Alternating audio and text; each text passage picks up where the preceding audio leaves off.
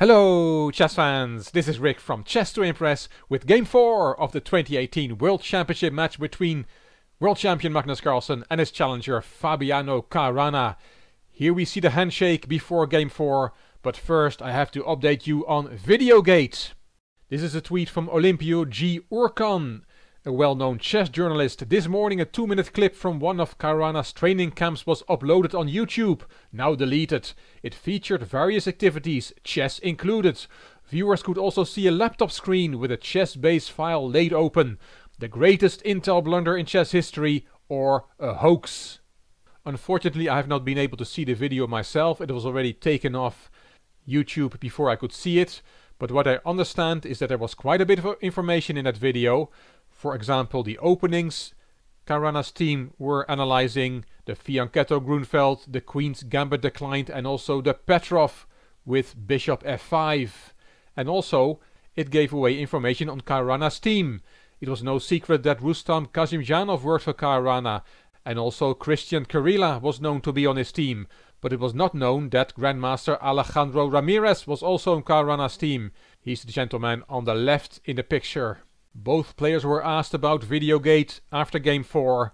Caruana said he did not want to comment, and Carlsen said that he knew about it, but he did not disclose if he really had seen the video. Quite interesting, this development, and it's not clear if it is indeed a blunder or if it is a hoax. We may find out after the match, or we may never find out. Anyway, let's go back to Game 4, which was played on Tuesday the 13th of November. Let's get into it. Carlsen white, Caruana black, and on the first move Magnus Carlsen played c4. Only once before did Carlsen play c4 on the first move against Caruana in the Tata Steel tournament in 2013. In that game Caruana replied with g6, but in this game he played e5. Knight c3, knight f6, and all the 4 knights were developed. g3, d5, c takes, knight takes, and bishop g2. It's really a Dragon Sicilian with reversed colors that we have on the board. And here knight b6 is the main move, but Caruana plays bishop c5, a very rare move. Caruana played this once before against Wesley So in the Paris Grand Chess Tour 2018 in a blitz game.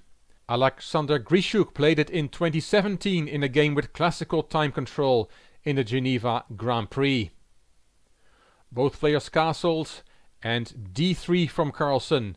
White cannot win a pawn.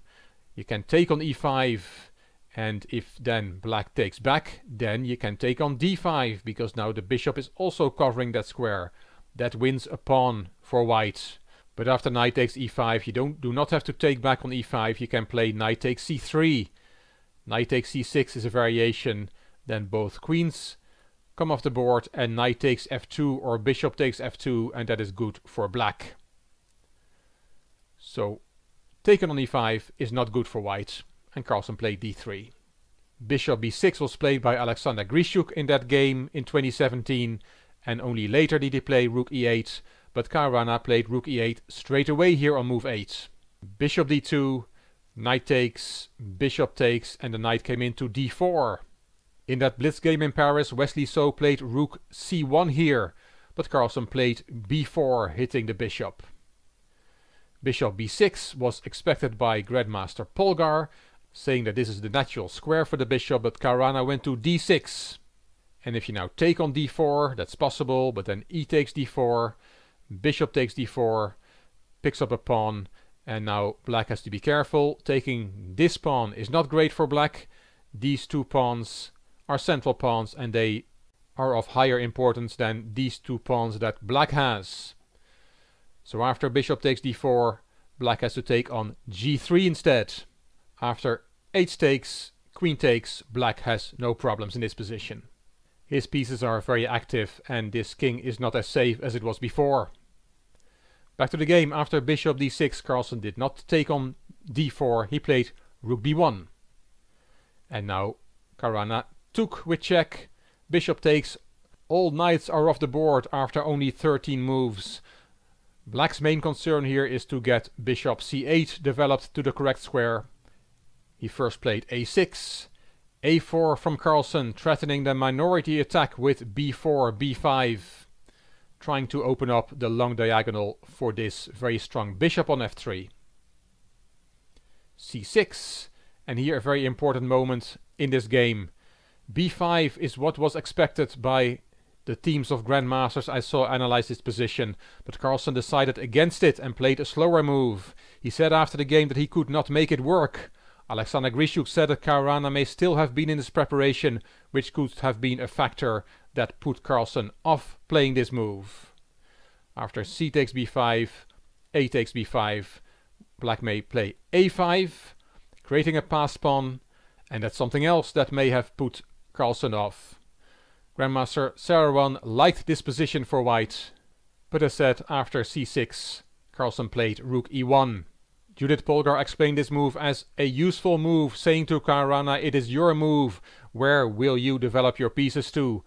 Grandmaster Re1 thought this move was too hesitant to get an opening advantage, and Carlsen explained after the game that he was worried about black being able to gain a tempo with bishop h3, attacking the rook if it's still there, and then queen d7. Very deep thinking from the world champion. After rook e1, Caruana developed this bishop to d7, keeping another eye on the b5 square. And e4 was expected here, followed by d4, and that is a more energetic way of playing, but Carlsen must have thought that this would not bring him much either, and he played e3 instead. Queen f6 and bishop e4, stopping queen g6, which was one of black's ideas, and preparing a possible f4, using the fact that this pawn is pinned to the bishop on c3. And as Polgar explained, if white gets that move f4 in, then he can also bring this rook to the king side through b2 and then to the king side. So all that might be coming. Grandmaster Re1 was of the opinion that Caruana now had to do something active to stop d4 or f4. And Caruana seemed to agree. He played bishop f5. Queen f3 from Carlsen. Caruana took on e4, a small success for black, swapping that bishop, which was white's pride and joy. It was a very strong bishop. And Carlsen now decided not to take back on e4, but to swap the queens. Queen takes, g takes, and now Carlsen took back on e4. A very unusual pawn structure we have now. b5, making sure the white b pawn stays on the dark square, quite instructive. It means this bishop will always attack that pawn, and this bishop cannot become very active because it's looking at that pawn on b4. Very nice move, b5 from Caruana. Rook ed1 from Carlsen, hitting the bishop, and the bishop went back to f8. And here white has to be careful. Rook a1 looks like a normal move, but it's a bad move because of a nice breakthrough motif with a5 that Caruana could then play.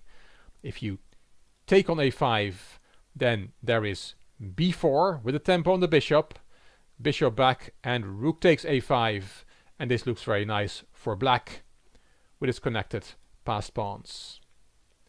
If after a5 you take on b5 instead, then there is a takes b4, again with a tempo on the bishop, bishop back, and then c5, and again black has these very nice passed pawns.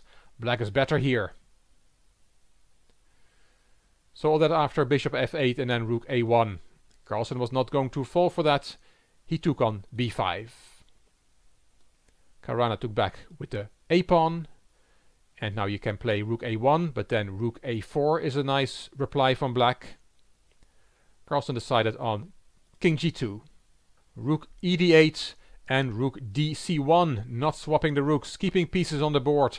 Grandmaster Irina Krush said that with black having the open files for the rooks and the b4 pawn being on a dark square, it was hard to see black being in any kind of trouble. Unless the white king can come to f5, she said. And that's indeed an idea for white that black has to reckon with. Caruana played king g7, bishop e1, attacking black's weak pawn on c6, rook dc8, protecting that pawn, rook c2, rook a4, king f3, and h5, stopping the king from coming up the board. King e2, king g6, h3, and f5. Both players will now straighten out their pawn formation after this move. E takes, king takes.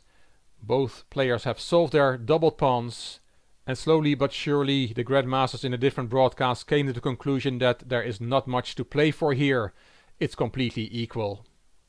Carlsen played f3, bishop e7, and then played e4 check.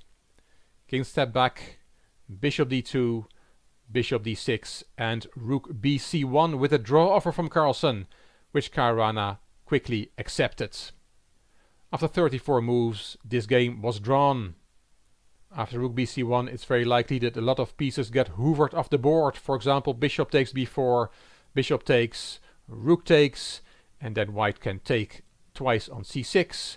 King e7, the only winning attempt is to go after the h-pawn, but then rook b2 check, and black gives checks from the side to the king, and if the king gets closer to the rook, then these pawns will fall, many more pawns will fall, and the game will be a draw. But Caruana doesn't even have to show that the rook endgame is a draw. In this position he can also play king d7, just protecting the c6 pawn a second time, and then because this pawn is hanging, white will have to go back to b1 to protect that pawn, and we get a move repetition after king e6.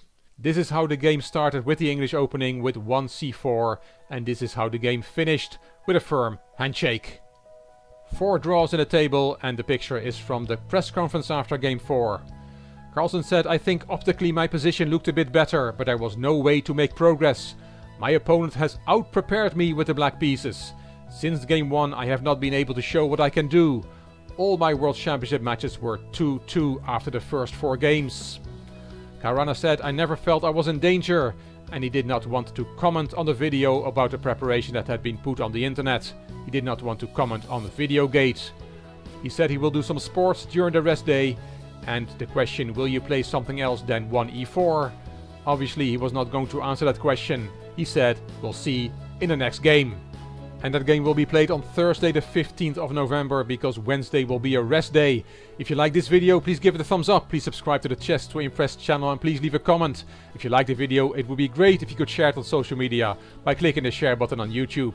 This is Rick for Chess to Impress. Thank you for watching.